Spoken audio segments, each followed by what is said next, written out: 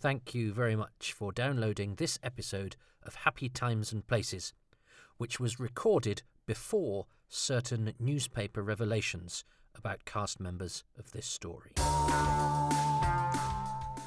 Welcome to Happy Times and Places, a positively inclined Doctor Who episode commentary podcast with me, Toby Hadoke. Hello, my name's Jenny. I'm bluebox99 on Twitter. Toby's very kindly asked me to join in his podcast where he has to guess which moments I've picked from a Doctor Who story. So I've loved Doctor Who since I was very little in the 70s, and the story I've chosen, because quite a lot of other stories had been taken up already for the classic Who ones, so I thought I'd do a new Who. So my favourite new Who from the first series, which was Christopher Eccleston's series, is Bad Wolf Parting of the Ways. I thought it was amazing because the special effects were just unreal to me, because seeing it in the 70s and seeing it now, it's just incredible, the difference. And I love both, but it just mind-blowing to see the special effects that they had created for all the episodes in the new series. It's incredible. Well, thank you, Jenny. Who's afraid of the big bad wolf? I've fired this up on iPlayer, which means I might have trouble with credits at the end. Just keep an eye out for that. For those of you who've been regular followers of this podcast/videocast, it's a running thing that will pay off in the season finale. It's largely just means that I'll just be annoyed with the credits again. It's not quite as sophisticated as what we're about to see. Anyway, you may have it on shiny disc or as a microchip inserted into your brain. However you want to do it. It's about to play the recap from the season that has built up to this. So I'm going to press play in 3, 2, 1.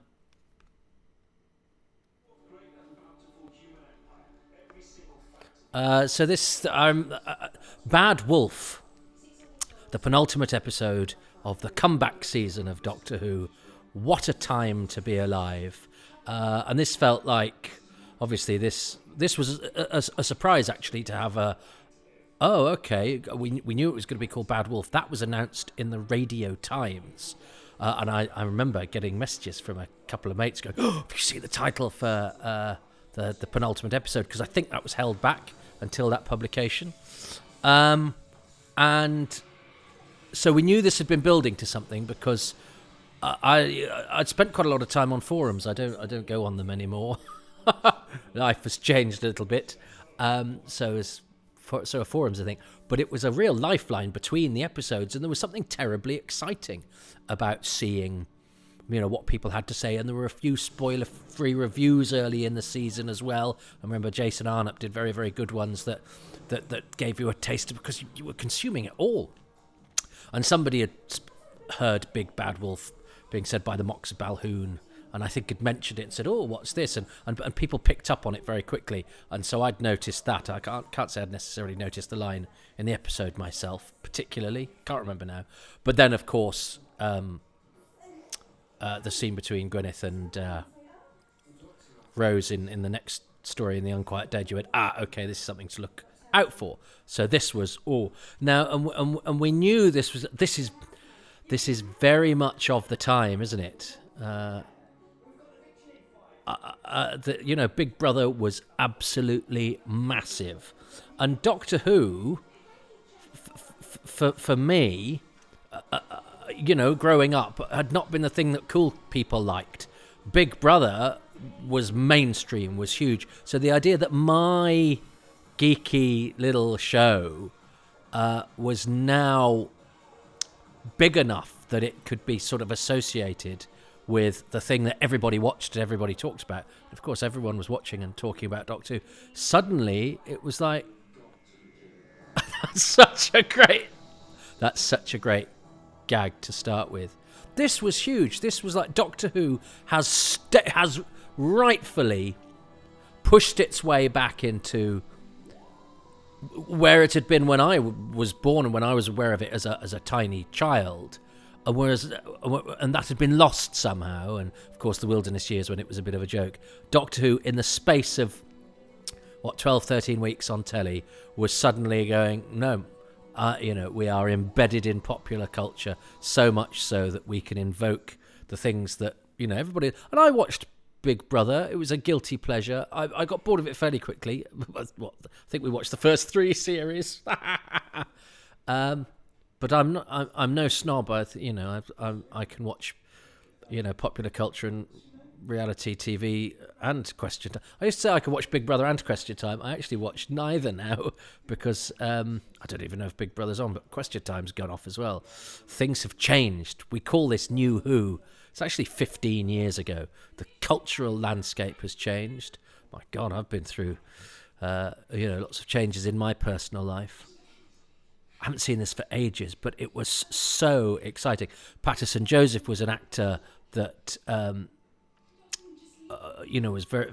He's still around, but I'd seen him in loads of plays at the Royal Exchange here.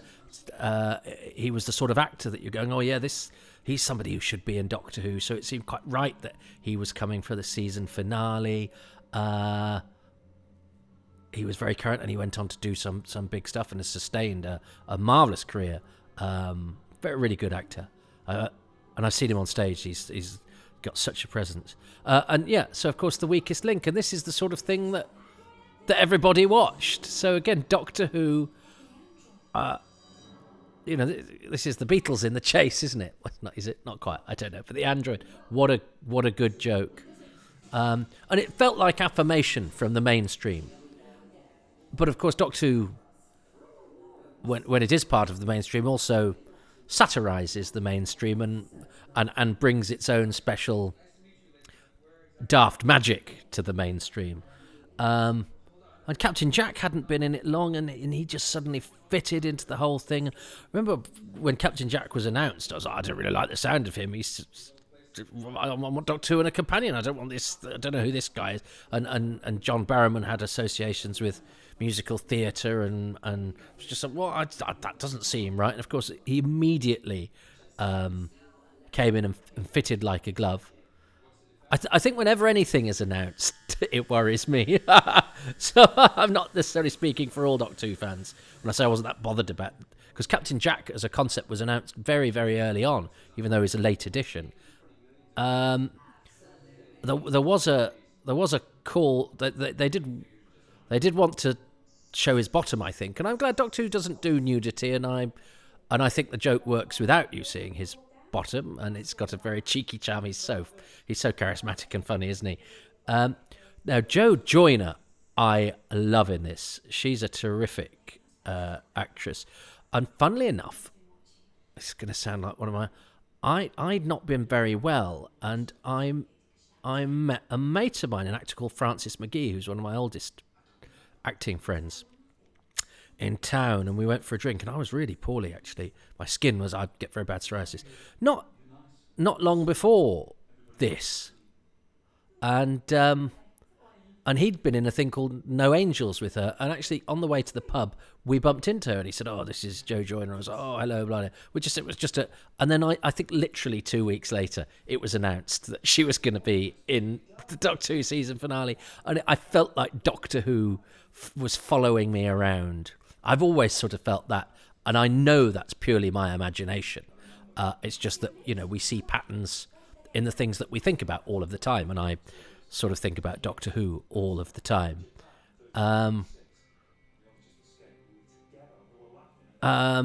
So yes, so of course we don't actually know how they've arrived. So we've got this brilliant flashback with Rose just reaching out. It's the economy with which this stuff is done. It doesn't take it, it doesn't hang about throwing us into the story.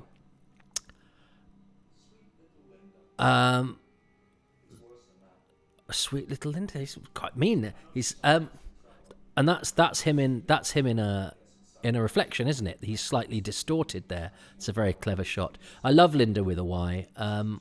Is she going to be one of my favourite things? She might be, although there's that scene in the next episode. We'll take that when we get to it. And Russell T Davies isn't putting Big Brother in to take the mickey out of it, A lot of people had their cake and ate it with Big Brother. Is that certainly comics? It was a thing that we'd all go on stage and slag off and yet all watch religiously. And it is, it's a very interesting concept. Big Brother, which as a societal experiment is quite fascinating. I'd be interested to take part in something where I lived in a house and was monitored every day. I just wouldn't want it to be broadcast. So the idea of how you rub along with people and is very interesting. Of course, it's great for Doctor Who, but to turn everyday competition like this, a sort of a silly game show, into a deadly thing is a very Doctor Who thing. It's a telephone wire that can kill you. It's a murderous daffodil. It's it's a killer gooseberries, or all of those things that Doctor Who has had. That's Seeds of Doom. Billie Piper is so good in this, as are all the contestants. Most of whom have a little story about, I have to say, which just goes to show the brilliance of the casting of this. Sebastian Armesto, who was got 2 or 3 lines, is a superb actor. This must have been one of his first jobs. I've seen him on stage at the National. He's since starred in Broadchurch, and he's been in one of the Star Wars films. Dominic Burgess there as Agarax is in America. He was in The Good Place playing an Australian. He was also in Feud, so he must have nipped over to America and started to make a career there. Karen Winchester as Fitch, I think, is brilliant. It's not a very big part, and you can and she invests it with so much. Her emotion is brilliant, especially in the face of Rose's, to them, very odd reaction. And I seem to recall in one of the commentaries for this, because these are the days when Doctor Who was, I think there were about like 9 commentaries an episode, a red button one, a DVD one. No, there was a couple anyway. So there's definitely a market for more Doctor Who commentaries, especially with people that aren't in the episodes in question, Toby. But I remember Russell T. Davis praising Karen Winchester as Fitch and saying, "Oh, we'll definitely have her back because she's good." She never came back. That's the acting profession for you. You could be good, and the bosses can think you're fantastic, but then there's not an opportunity, or they forget, or whatever. She turned up in an episode of The Bill not long afterwards, and was equally good in that, playing a sort of generic role of the week and doing a lot more with it. So I haven't seen her in anything recently. I haven't looked her up. I don't prepare for these because I put all my preparatory work into the other podcasts I do. Plug Too Much Information, which takes forever to do, and Indefinable Magic are my other 2 podcasts. Do check them out. She's really good. This is crying real tears. Good performance. And Rose's reaction is brilliant. And Rose doesn't realise she's condemned somebody to death. But she's great because she's showing compassion, even though she only thinks she's kicked somebody off a game, and she doesn't quite understand. She's so good, Billie Piper. I think sometimes I'm talking purely for myself, take the core ingredients of Doctor Who for granted. This is such a great idea. It's a killer game show, Rose. That's what you're in. And actually, do you know what? Probably a floor manager on a killer game show would be just that sort of cool and dispassionate. It's a ruthless industry, And it's interesting because I thought of Patterson Joseph, because he's such a dignified man and an actor of a lot of presence. In fact, he was playing somebody called Woderick. I thought was quite interesting. It wasn't the sort of part I expected him to turn up in. So yeah, Sebastian Armesto. I've seen him on stage at the National. I've seen his Willie. I mean, he was attached to it. It wasn't a solo performance. It didn't give its own performance in a play at the National. called A Woman Killed with Kindness, that also had Gilbert Wynne from the Crotons in it. How do you remember the plays that you've seen at the National Theatre, Toby? Which members of the cast of Doctor Who were in it? Liz White was in it too. I went to see it with my friend Shauno, who I haven't seen for ages because I'm in lockup. Hello, Shauno. I'm thinking about my friends today, actually. People that I haven't seen for a year. And I suppose maybe the idea that we're cooped up. I really love the performance of Jamie Bradley in the middle as he is absolutely the sort of person that would be in Big Brother, and that false smile that he does, and that's very clever editing because they've gone, that's a very good piece of acting. He does that sort of that smile of relief that it's not him, and then his face immediately becomes like really sincere. He's pitch perfect, and I haven't seen him in anything else. And he's perfect casting, and without it being a comic performance, it's a very comic performance because he's so sincere. I think if you wanted to encapsulate reality television in one sort of personality type, it would be him, because he's like so friendly, but actually you know that he'd stab you in the back in a minute's time. So I salute you, Jamie Bradley. Somebody did send me a link once to something. Was he selling vegetables? Have I imagined that? Growing vegetables? I don't know. But of course, once the reveal is there, I do question in retrospect their behaviour. Now, obviously, they're playing it as if she's going to die because we sort of have cottoned on now. But I think some of the behaviour prior to this, I think you've got to do some mental gymnastics to retcon there. But he does that. He does the serious stuff too. I'm a Jamie Bradley fan. I don't know anything about him apart from some window boxes. I don't know. I don't research this bit. But somebody sent me a link once because that's what happens to me. I'm the sort of person, somebody goes, I've found something out about the Doctor Who person, I'll send it to Toby. I love these two. And they don't have... It's interesting because I remember reading Russell at the time saying about the male programmer and the female programmer is that I wanted to give people big stories and not give them names because... something to be said about sort of supporting characters. We don't even know their names, and yet we watch them sort of fight and die. Except, of course, he does have a name. He's called Davidge Pavel, but not in the credits. He's just credited as male programmer. I'd seen Joe Stone Fewings in a production of Henry VI that the RSC did, and he was... Not everybody was audible, I have to say, and he was very, very good playing one of the supporting parts, and I'd noted him, and I think also because he's from Hereford, which is not far, or he went to Hereford Cathedral School, which is not far from where I grew up. So I was quite pleased to see him turning up again. I was sort of like, oh, he's followed me from Henry VI, except nobody else from that production of Henry VI was in that season of Doctor Who, so not really. But he was one of the ones I'd noticed in it. And he's excellent. Both of them are. Nisha Nayar, the other programmer, had been, I believe, an extra in Paradise Towers. So is a connection with the... It's one of the Kangs, so a connection with the previous iteration of Doctor Who. He's like this. He's I like it when because Eccleston is unlike any of... Well, Tom Baker had a sort of obtuse danger about him, but there's something, genuinely sort of hard, genuinely nails and a bit.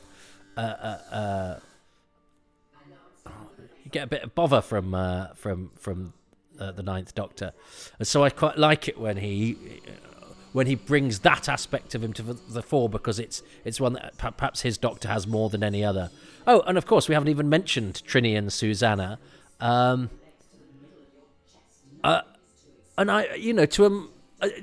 these work because they're deadly robots, and that's a very naughty but a good joke. And again, I'm not really a a south of the belly button humour kind of guy. But that's cheeky. That's funny. It's great. Um, um, oh dear, she didn't even get it. Poor old Colleen has been zapped.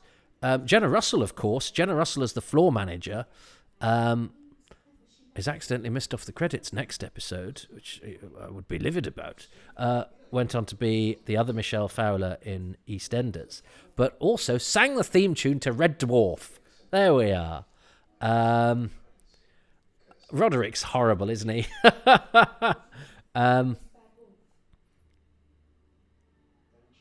Bad Wolf. Oh, we've got to talk about Bad Wolf as well.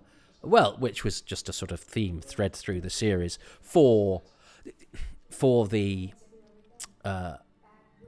viewer who's keeping an eye. Oh, we do get a flashback to some of the Bad Wolf moments,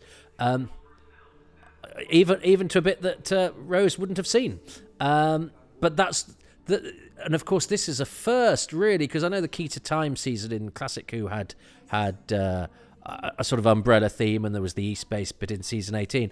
But this was, I think, the fact that the stories weren't multi-parters, apart from the 3 two-parters that we got, but it was largely single episodes, which made it more like, the American stuff that we'd had than Doctor Who. Doctor Who was 4-part serials, was six-part serials. So when it was going to be, it's all single stories, there was a feeling of, are they going to be as developed as much as old Doctor Who is? Of course, actually, you can pack much more in, and there's much more, there still is detailed storytelling, but done with economy.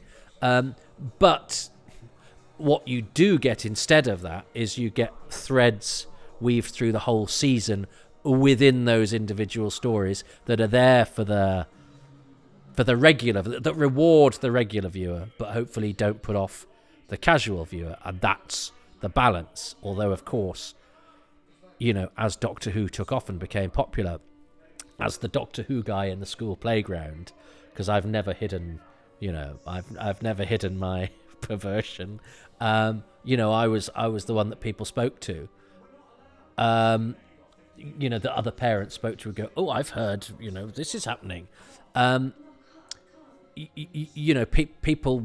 People picked up on this stuff really, really pretty quickly, and not. I wasn't surprised to see it on forums, but when mums are telling me in the playground, I remember one coming up saying, I know who's going to be the new Doctor Who. It's going to be David Morrissey, and I'm thinking, no, that's obviously, it's called The Next Doctor. That's you haven't got some insider information that you're letting me know, but people thought, and people were really excited, ordinary people, and by that I mean non-Doctor Who fans. I went off on a segue slightly before I finished my Trini and Susanna point. I think even now, and certainly in 10 years' time, nobody bar the likes of us will necessarily remember Trini and Susanna, but looking at it there, that doesn't matter at all. Does any of it matter? The weakest link, it could just be it's a quiz show where if people get questions wrong, they get killed. You don't have to know who Anne Robinson is, or that's a great wheeze that I forget sometimes. Anne Robinson's been in Doctor Who, and the weakest link was huge. And this is a big change for the Doctor, isn't it? Because the Doctor is aware of a lot of this popular culture stuff, whereas sometimes I think the Doctor has been portrayed as very aloof and very intellectual and a gourmand and in touch with the higher things, and that sort of appeals to me because for various reasons, not all of which I think are necessarily good, and I would be cautious of a Doctor that watch soap operas and things like that. That's a good joke. Never paid for my license. Although you should, Doctor. The TV license is important because it subsidises things that for the whole of society that wouldn't be commercially sustainable. Things like programmes for the deaf and that sort of thing, which should be paid for by all of society in order to make it a fairer one. But let's not do the TV license lecture. I only do that because Defund the BBC is predictably, boringly, terrifyingly trending on Twitter as I speak. She's great, isn't she? And I think Russell has called her one of the best actresses in the country. And she, obviously, this is before she went into EastEnders. And in fact, I did a radio play around this time with an ex of hers who's a very good actor, but I won't say who because that stuff might not be out there, who said, oh, yeah, they were still good friends and they'd been together for quite a while. He said, oh, my ex has just done Doctor Who, and then said who it was, and I went, I met her the other day. So, all coming together. Yes, he's got a really lovely quality, the way he sort of approaches her here, Joe Stone Fewings as the male programmer, and I think this is a brilliant visual and a fantastic idea. It's totally sci-fi. The controller is a very sci-fi word character, but this idea, this information, this part of the plot could be done in any way, really. But what we have is a human mind since a child strapped into a mainframe, who has a sort of anemic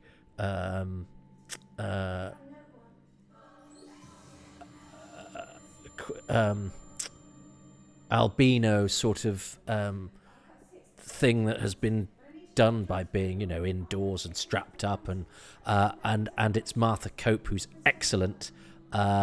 Since had the pleasure of working with, she's tip top. She's a nice woman, and is the daughter of Kenneth Cope from Randall and Hopkirk, deceased, and the Doctor Who story Warrior's Gate, who's a bit of a legend. But Martha's great, and I think really good. And that counting down, because her mind is on a thing, and she's doing her job, but also she's resisting. And there's a thing there that's a very Doctor Who thing about she's strapped into the computer, and her mind has been hijacked by the bad guys. But actually, what she does is a thing involving her latent humanity and individualism, just breaking through to do the thing that she does a little bit later, which is a very Doctor Who thing. In the face of all this technology, all this satire, all this adventure, it's about going,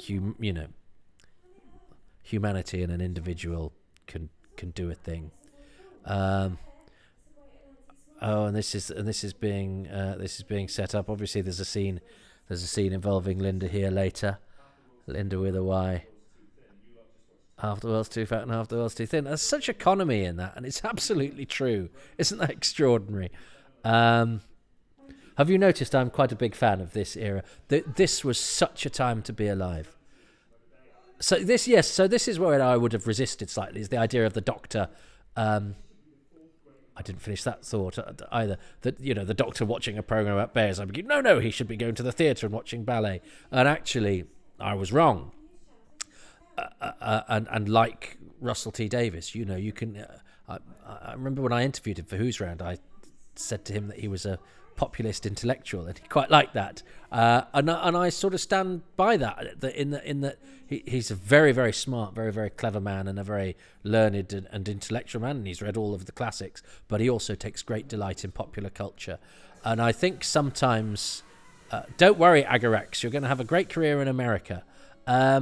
And I think sometimes, I've resisted the part of me that likes something that is entertaining for entertaining's sake. And certainly as a comic early on, I'd go, that joke's important. That's an important joke. The most important thing about it, if it was a joke that was satirical or made a point, I'd go, that's the most important thing. No. And now I look at comics who pat themselves on the back for, making a point, but make it to the 3 people that they're making laugh. I think, actually, no, the comic's job is on a Friday night in a busy comedy club is to make as many people laugh as possible. If you can smuggle clever stuff and satire and all that sort of thing into it, then brilliant, well done. But the main job, and it's the same with Doctor Who, that this has satire on it.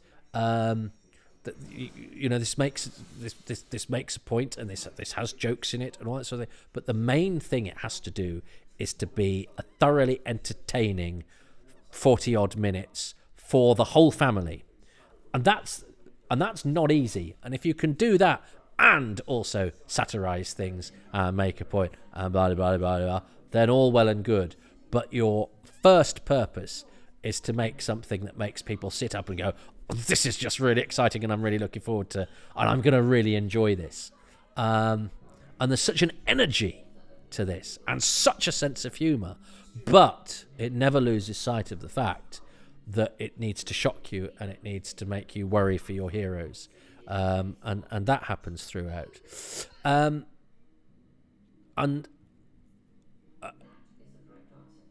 as a, yes, so and so it's all very well having high aims, but you also have to appeal to as many people as possible to be. And there's nothing wrong with that. And Doctor Who should be that. Doctor Who is not a niche. Doctor Who is successful not because it's a niche culty thing.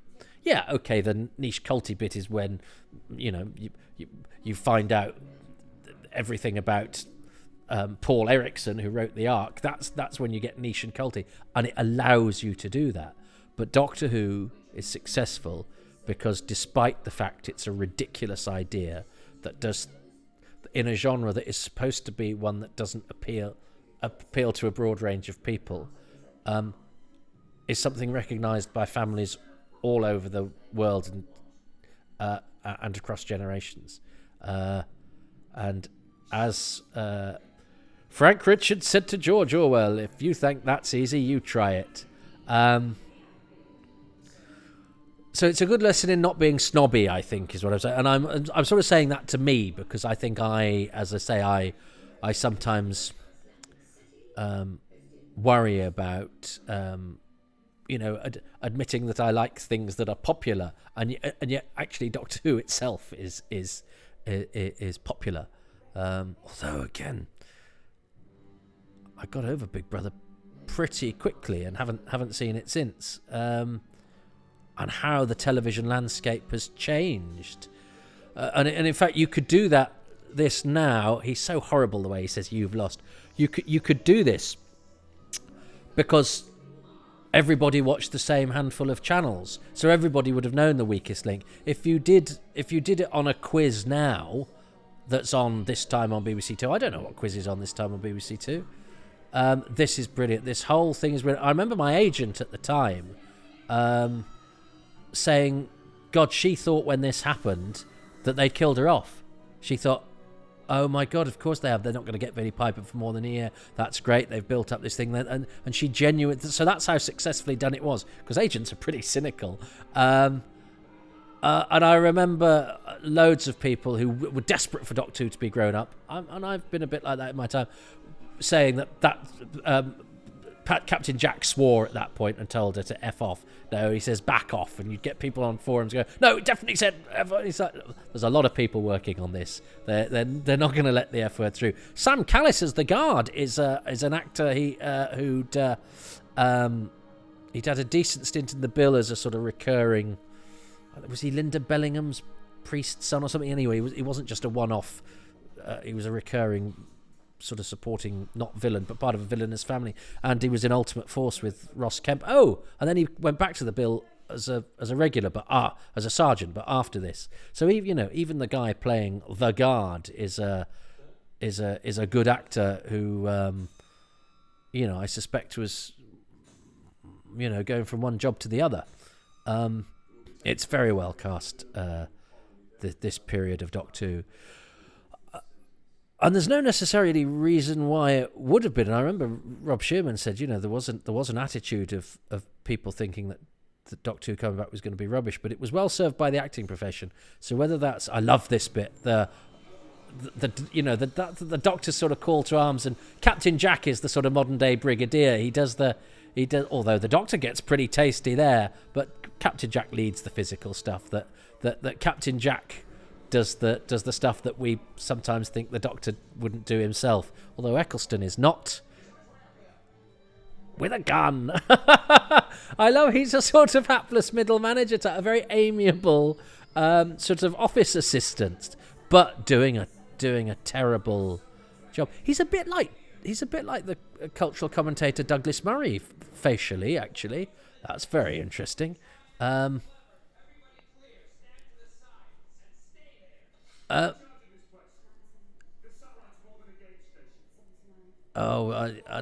was thinking now I've got to choose my favourite things, of course.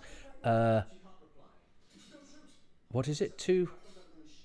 Is it 2 per episode, or is it 3 per episode? Oh, I can't remember my own rules. I love the bit when he asks to put the gun down. It's a really lovely performance. The performances in this are so good, but I have to be very careful not to just go on about the acting. What's her name? I don't know. Oh, I mean, it's such a... Russell T Davies has a cheeky energy and a twinkly humour, but there's so much darkness as well. Well, I'm just off the back of watching It's a Sin. Do I look like an out-of-bounds sort of guy? And he's good at the action stuff as well. I mean, that's the thing. I think sometimes when I think of Doctor Who's, you think of some directors or writers who are good at action, and some who are good at the sort of thoughtful, prosaic stuff, and boom, boom, boom, boom, boom. I mean, Russell T Davies does really sort of have it all. When you think, oh well, he does the sort of cheeky light stories, and then you go, oh God, no, he doesn't. He does stuff that's got some really grim stuff. And we've just off the back of It's a Sin, which if you haven't seen, you must. And you come away from that going, God, that was so. You just. Yeah. Now back off. There's a real Doctor. You are not afraid to make people accountable for their trains running on time, sort of thing. Look at the lighting there, because of course his power's down, and this gives her the opportunity to talk, which is it's all built into the script very cleverly. But look at that ultraviolet light; is absolutely gorgeous. And this is where she gets to show her humanity. But yeah, it's a sin. You come away thinking, God, I've just had my guts ripped out by that dark drama about a terrible time. And then you think about it again and you go, but it was really funny all the way through. And that's life. If you want it to be life, is a series of disasters. But so you've got to try and make it funny. You got to. I think the controller is probably going to be, because she's only in this. She's only in this episode. It's one of the great one episode performances in Doctor Who. There are a few. Barry Justice in episode 3 of The Massacre. Some others that and who? Oh no, of course. Now we knew the Daleks were coming back because they had been in the trailer the previous week. Although I actually did have a friend who's not a Doctor Who fan, but he always refused to watch the next week. And I know some Doctor Who fans do as well, but none of my friends.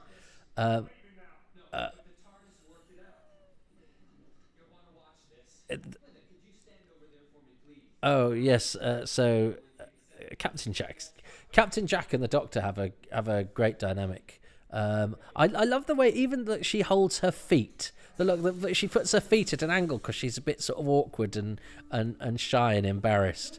And of course he hasn't killed her.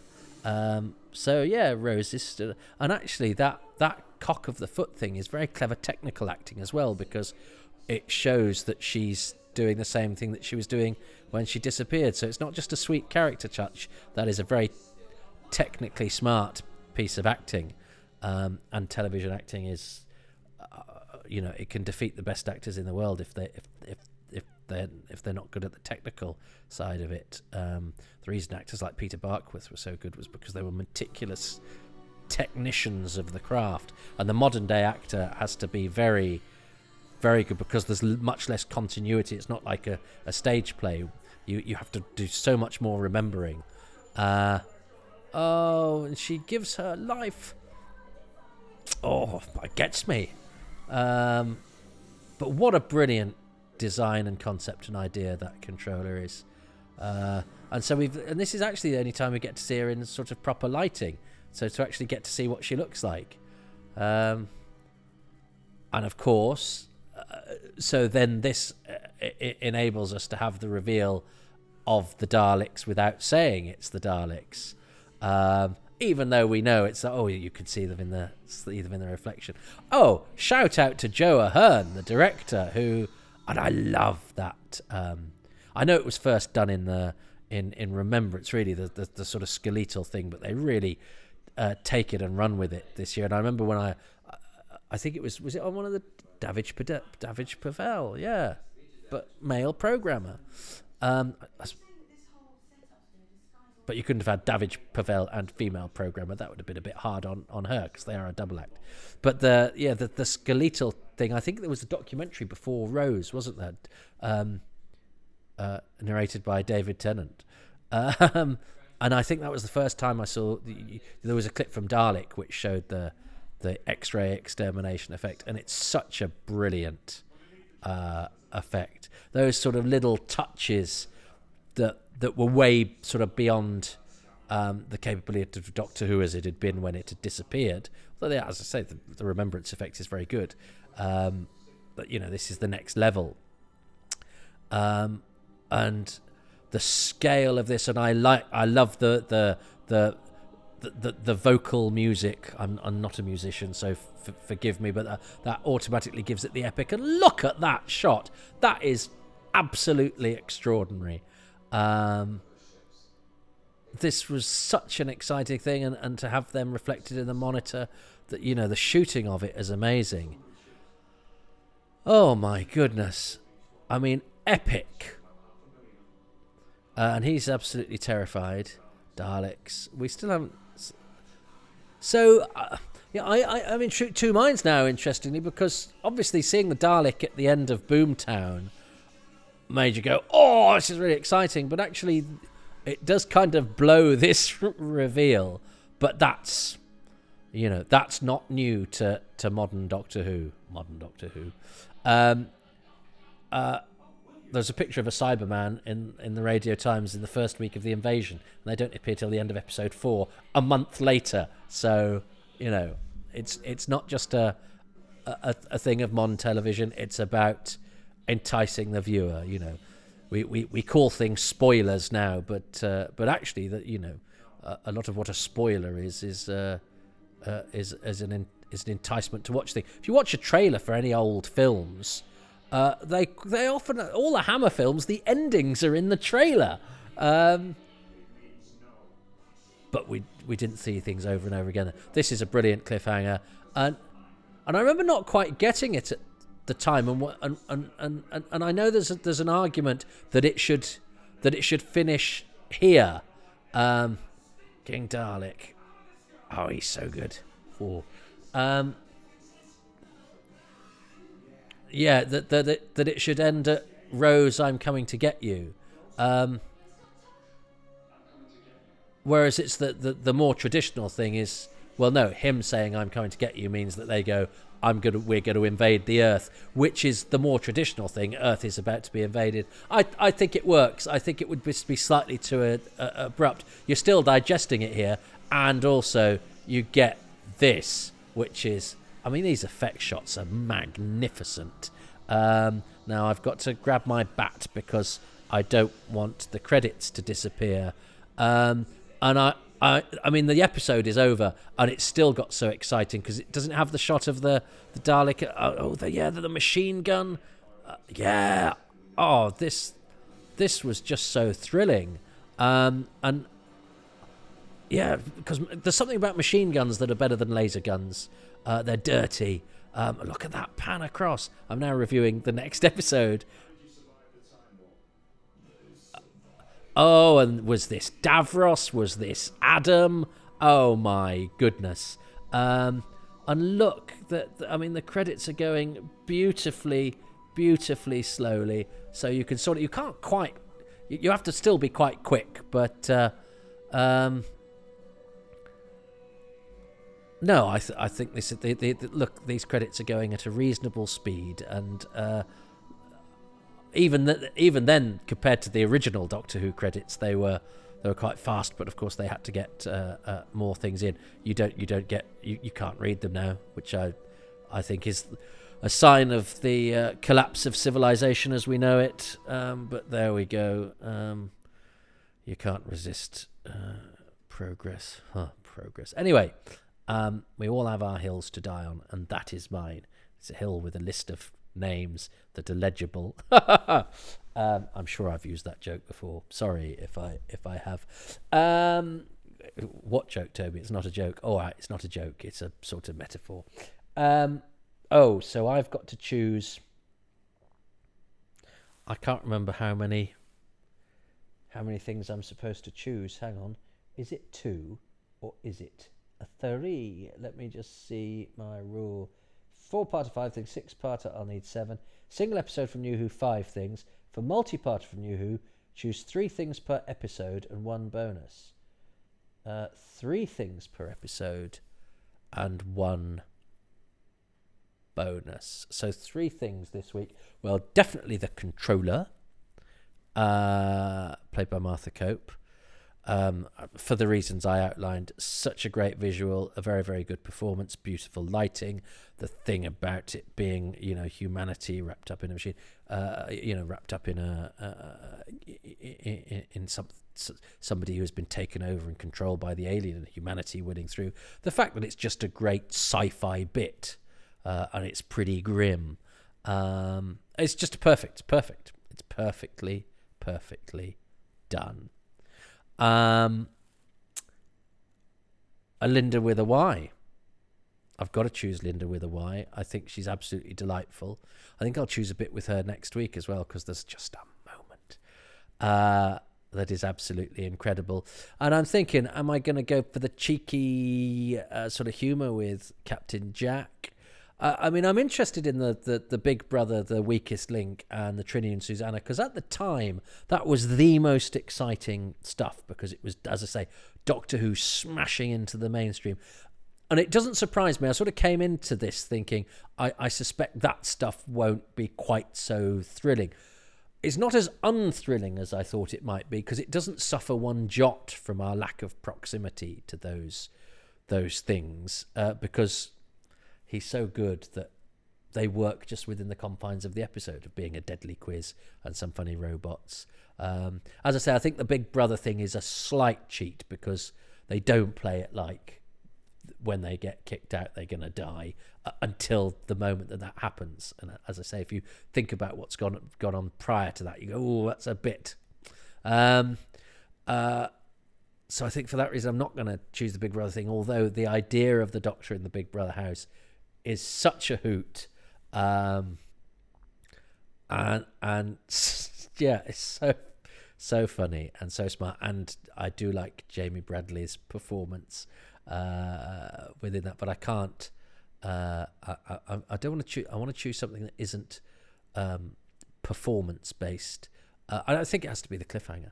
I think it just has to be, the cliffhanger, because it's an extraordinary moment, and the idea, and it's a Doctor hero moment, and it sums up that brilliant Doctor Who we saw so little of, and how Russell T Davies can get to the heart of what the Doctor is about.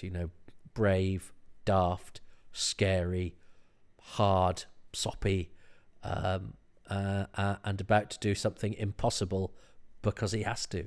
Yeah. So there we go. Linda with a Y, the Controller, the Cliffhanger. They are my 3 things. What is Jenny at bluebox 99 choosing? Okay, here are my answers. So here are my choices, Toby. So the first one from Bad Wolf is, I've got my notes, so forgive me if I'm reading. I'll forget otherwise. The Doctor holds out his hand for Lydia with a Y. and that's to go with him out of the Big Brother house. And that's the moment I wanted her to be a companion. I thought she had such a bubbly personality. She was worried about what people thought of her, and I think the doctor just made her feel confident. And I wanted her to travel with him. I wanted her to grow in confidence, and I wanted her to be traveling with Rose and the doctor. I think she would have been a brilliant companion. So that's my first choice. The second one is where Rose runs from the podium after losing the weakest link, and Android just shoots and disintegrates her, just as the doctor and Jack break through the doors, and he just goes on the ground completely devastated and puts his hand in the dust where Rose had stood, and it's just the total devastation on his face and the anger that's building. So that was an incredible moment. So I just really felt for him at that point. What had happened to Rose? How could she possibly have been killed? So that's my second choice, Toby. My third choice is where the doctor looks out of Satellite 5 and sees thousands of Dalek ships just appearing, and I think he's just horrified. He just sees a monitor which shows Rose is with the Daleks, and at that point he's just so angry, he's just so annoyed with them, and he thinks to himself, you can just see it in his face, he's not having it anymore.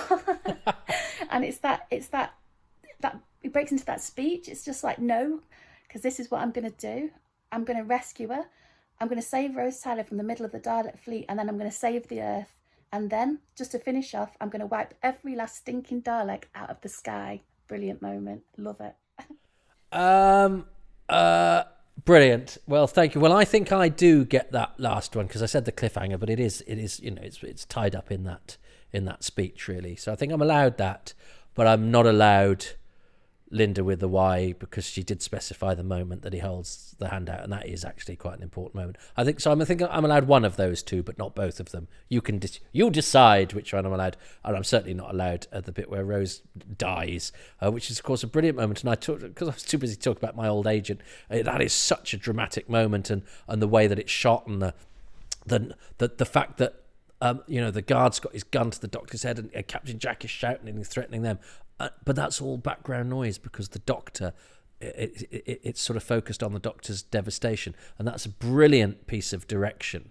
The fact that there's so many sort of dramatic moments that could be happening, and it decides to, and it very cleverly, without making you realise it's focusing in on that, just by the fact that it sort of just slightly pushes everything else into the background, it really sucker punches you with the doctor's grief.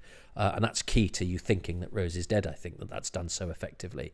There's so many little moments or big moments like that if you pick them apart, you can show why they're a great synthesis of skilled writing, skilled acting, skilled directing, which is what makes these great episodes of Doctor Who so effective. And I have to say, particularly a lot of New Who, where the production seems slightly less compromised because it's using more modern techniques that are easier for us to, as a modern audience, that we're not having to overcome quite so much.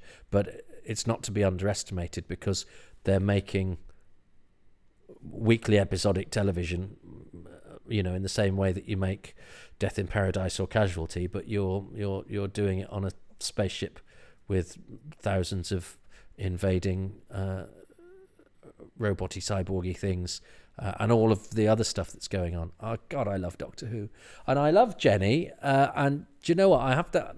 I'm going to reveal something. She's I've met her at conventions and spoken to her online. She is such an enthusiastic, thoroughly nice and thoroughly decent person, and she was so worried about what you guys would think because she said Lydia with a Y and not Linda with a Y.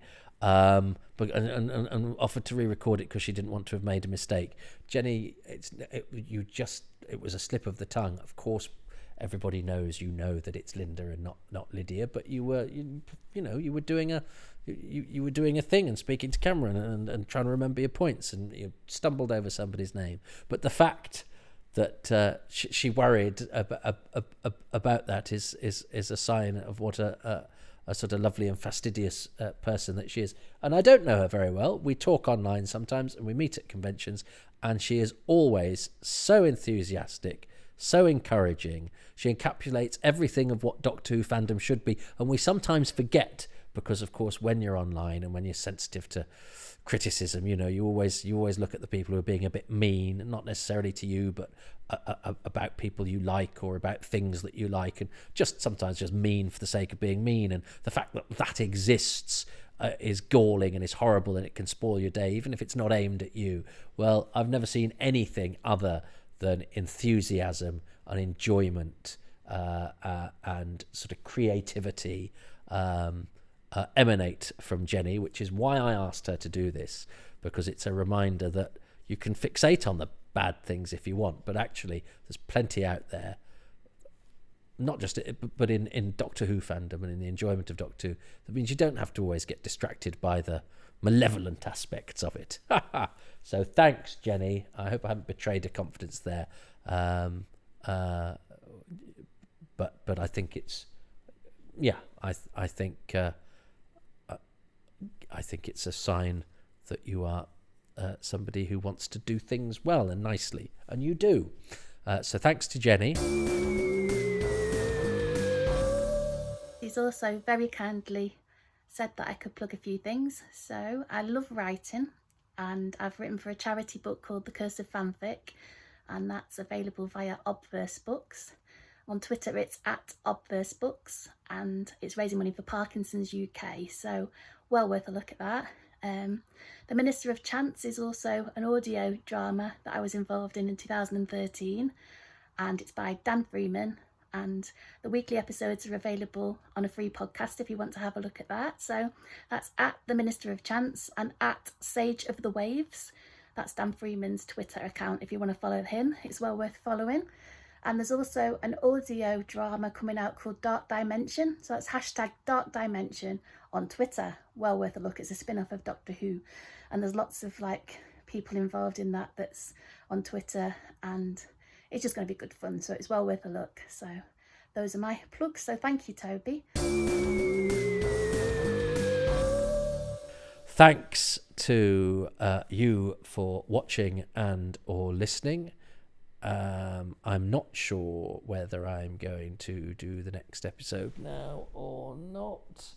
I don't think I should, so I'll probably come back another time. What I'm also vowing to do is not try and end on a sort of opposite send-off, because those happen in teleprograms when somebody has sort of written one and written a series of links that build to a climax. What happens with this is I get to the end and go, now let me think of some appropriate zinger with which to finish off, and I very rarely come up with one, and I always, when I come to the edit, go, that's an awful way to end, trying to tie it all together or say something appropriate or don't go to I hate it. So instead I'm just going to say something much more traditional. I'm going to say thanks for watching and or listening, and please join me for the very next one of these. In the meantime, goodbye. See, that was fine. Goodbye. Bad Wolf, goodbye.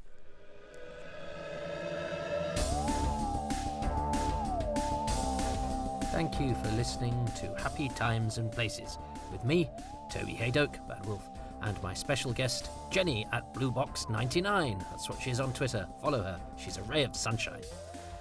Special thanks to patrons who include Bad Wolf, Edward Salt, Ashley Knight, Stephen Hill, Andrew Egan, John Elledge, Lee Kremin, David Green, Simon Coling, Trevor Smith, Ruben Herfindahl, Peter Burns, Peter Harness, Rob Leonard, Stephen Moffat, Richard Straw, Paul Carrington, Paul Cook, Peter Crocker, Bad Wolf, Rob Dawson, John Deere, Chris Dunford-Kelk, Chris Bone, Jason Gorman, Siobhan Galichon, Ian Key, Bad Wolf, Joe Llewellyn, Darren Mackay, and Barry Platt, Bad Wolf.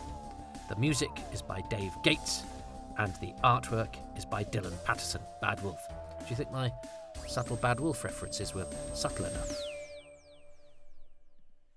Now, listen, it's up to you, but if you want to be good wolves, you too can be on that list of patrons by going to Does anyone say that anymore? I just did. Patreon.com/Toby Hadoke.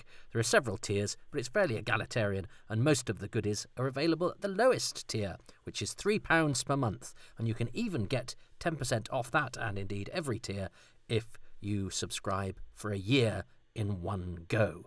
There are advanced releases, there's bonus material, and there's even the possibility of getting a badge. So sign up there if you would like to. If you can't or don't want to, there is a less prescriptive method where you can just go to kofi.com/Toby Hadoke and bung a few silvers in my coffers whenever you think I sound thirsty or in need of caffeine.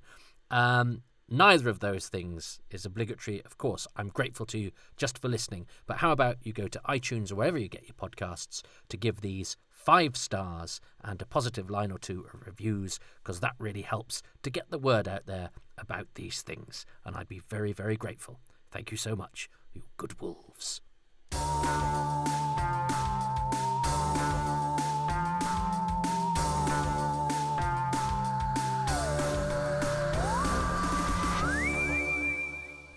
Who's afraid of the big bad wolf? The big bad wolf, the big bad wolf. Who's afraid of the big bad wolf? The big bad wolf. Oh, I am.